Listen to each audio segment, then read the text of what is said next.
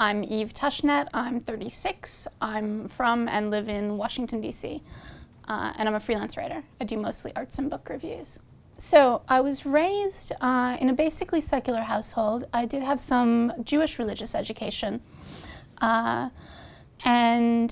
came out, I think, to myself and then rapidly to my parents and people around me when I was about 13. I had not at that point really met Christians of any stripe who were really interested in kind of sharing their faith with me, certainly not in a way that I could understand. When I went to college, I met those people for the first time and was really startled by how many misconceptions I had about Christianity, and also how interesting I found the things that they were saying. So I was meeting Catholics for the first time who were telling me, you know, I had this image of the church as a sort of institution that's purely repressive toward the body, that despises the body and the physical world. And they said, well, that would be really weird considering that we think God created it. So they really emphasized for me the beauty of creation and the meaning and depth of it as something that was very important to the Catholic faith. And they introduced me to a lot of sort of central concepts like the Eucharist, like the Incarnation and Crucifixion that I had really never sort of grappled with before. So I sort of found myself distressingly attracted to the Catholic Church and started to read more about it, took a class on Christian doctrine, and read a lot of Chesterton, as people apparently do, and found myself more and more drawn to the church in a way that was kind of like falling in love, that there was a sense of sort of, I have to be as close to this thing as possible. And that sort of reached its, fullness in my sophomore year when I did do RCIA and come into the church. So the church's teaching, specifically on homosexuality, but also on other areas of sexual ethics, was probably my biggest stumbling block in becoming Catholic. It was something that I was pretty concerned over, and one thing I'm really grateful for is that the Catholics that I was talking to, didn't think it was their job to tell me what to care about. They didn't bring up the church's teaching on homosexuality to me, even though they knew that I was a gay activist and this was something I really cared about. And that actually made it much easier when I started to be asking questions and wanted to hear from them what they thought. What they did was just sort of to share what was most important to them in the faith, instead of assuming that they knew what would be most important to me. Much to my surprise, I found that I did trust the church to teach me in all areas of my life, including that one. And that was sort of the mentality with which I entered the church. I think, one way I sometimes think of it is, and this is more of a metaphor than anything else, but if you picture the bride of Christ as someone you can have a relationship with, in any relationship there are going to be some areas where the other person has things that they're going to ask of you that you don't necessarily understand why it has to be that way, but you know that you need to be with them. And you love them and want to sort of do what's being asked of you because of the relationship, not because you understand why this area is so important to them. So that was kind of the mentality that I came in with. But to this day, it's something that I do really struggle to understand. I occasionally dip back into the theology and sometimes feel I understand it better than other times. I don't know that I made a decision to be celibate. When I converted, I was very young and had absolutely no concept of the future as a thing that's real. So I just sort of plunged ahead. The church has these various rules that I didn't understand super well, but I was like, I'm gonna do it. And it took me a really long time to learn how you can shape a fruitful life that isn't just sort of the purely negative thing of not dating or not having sex, how to transform that into a life that's actually life-giving and in relationship with others. But that's more how I've thought about the question of, it hasn't really been deciding to be celibate, it's been accepting the church's teaching and learning to live a life of giving and receiving love within that. Partly I've reconciled myself to the church's teachings being what they are. Partly I do think I've learned more about it and seen how the church's approach fits in with Scripture. One thing that's been helpful for me is seeing that Scripture uses both opposite sex and same-sex love as models or mirrors of the love of God and the human soul, but doesn't make those equivalent. The opposite sex love, when it's being used this way, is in marriage. This is throughout both the Old and New Testament. And the same-sex love is in friendship or chosen family.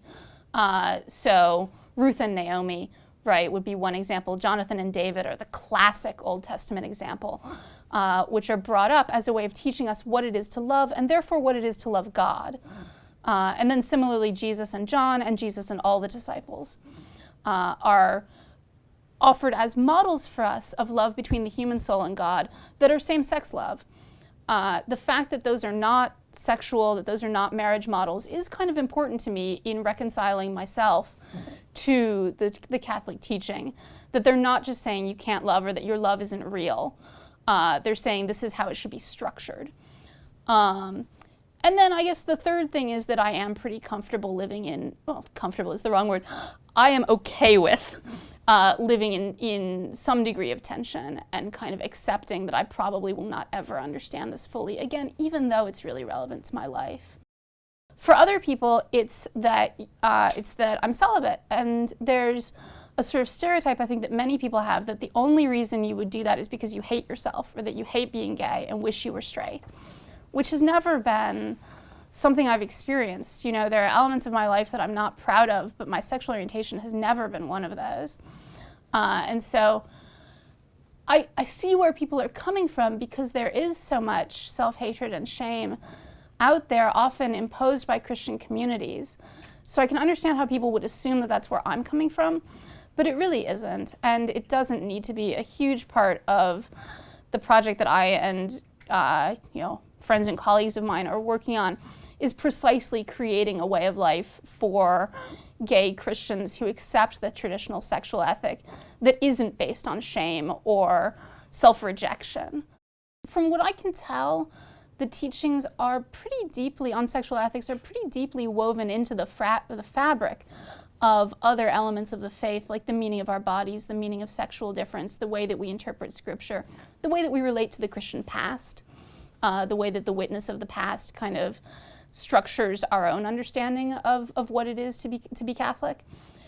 I don't think that the teaching on homosexuality is like a splinter that can be drawn out of the flesh without leaving anything behind. I think it does sort of flow through a lot of other parts of the Catholic faith in a way that makes it very difficult for me to see how it could be extracted without at least severely changing big other parts of the faith.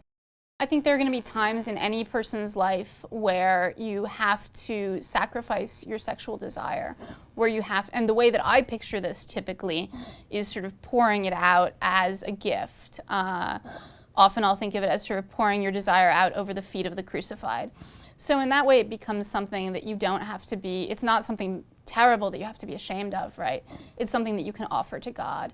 And that's something that certainly, married people will tell you that they have to do. Single straight people will tell you, people who have taken religious vows. It's a part of every person's life. For gay people, it can be kind of harder to get it away from that context of shame that we've been told we should put it in. But it's not something that makes us, it's not something for which there are no precedents in other people's lives.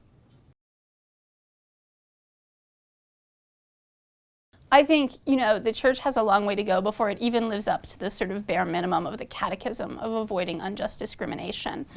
That's something that many institutions in the Christian world, including the Catholic world, have a very hard time doing.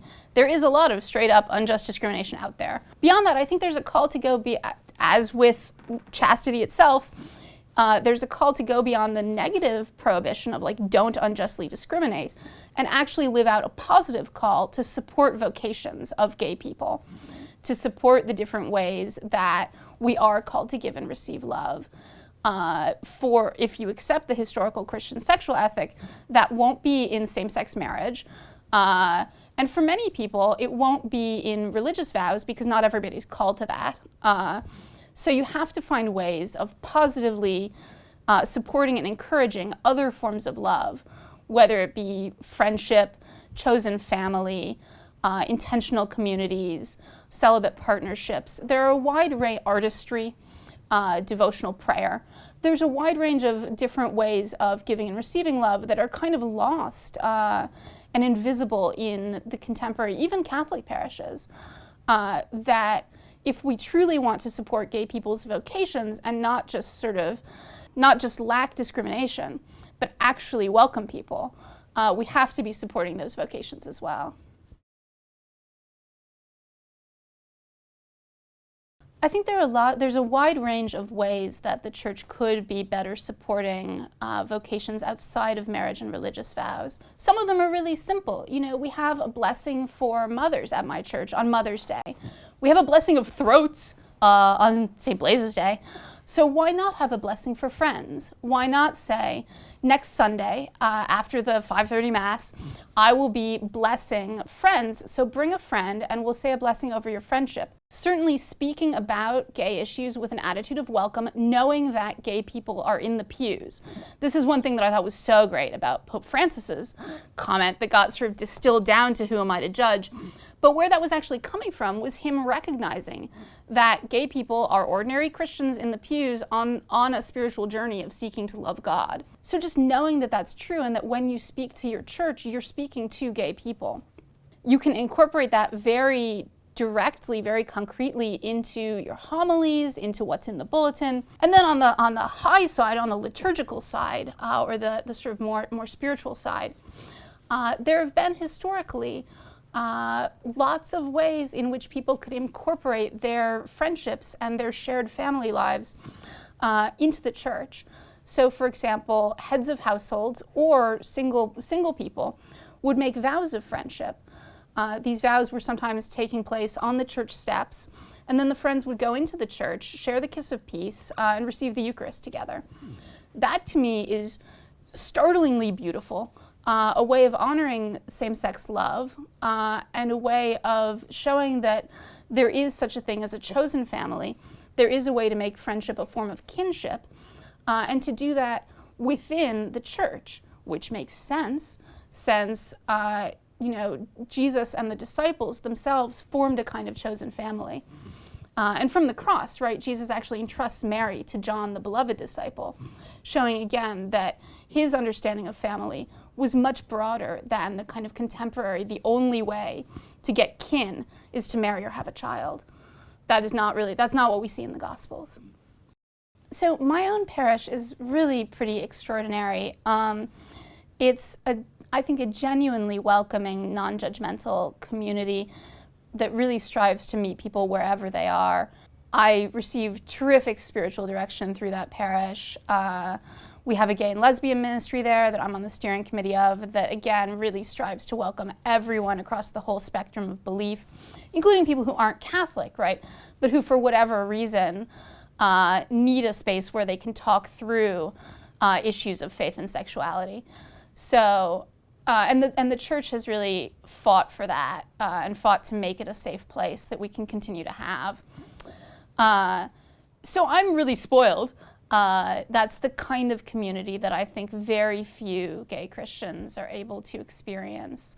A place where you're not treated with suspicion, where you can be like a butch lady or a more effeminate dude and nobody thinks it's weird. It's just a part of the ordinary diversity of the parish. It's a complicated parish to be in because people do have real disagreements, but it's one that genuinely strives to kind of keep walking with people and not to say, you can't come here until you have signed the following sort of conduct code, which I find really heartening and closer, I think, to how Jesus operated. I don't really think I feel at home anywhere. I don't feel at home in the Catholic Church, and that's even though, as I said, my own parish is pretty amazing. But there is still, you're still kind of an outsider. You're still trying to live and discover for yourself these vocations that no one will really tell you about, where there's very little guidance. Even in the best of all possible parishes, which is pretty close to the one that I'm going to, in contemporary America, it will be pretty hard for you to understand what you should do with your life if you're not married or pursuing religious vows. I think it's much harder for most people, but there is, I think, a sense of building the plane while you're flying it, which can be a little disconcerting. I've always, I think in part because the Eucharist was a big part of what drew me to Christianity in the first place. Because of that, I've never thought that I could really just go. There could be times when all you can do is Eucharistic adoration, or going to Mass and kind of just listening and not feeling great about yourself. But I've always, I think, been pretty convinced that that is where Jesus is, that the Eucharist is kind of like the beating heart of love that I've needed to be somehow in relationship with.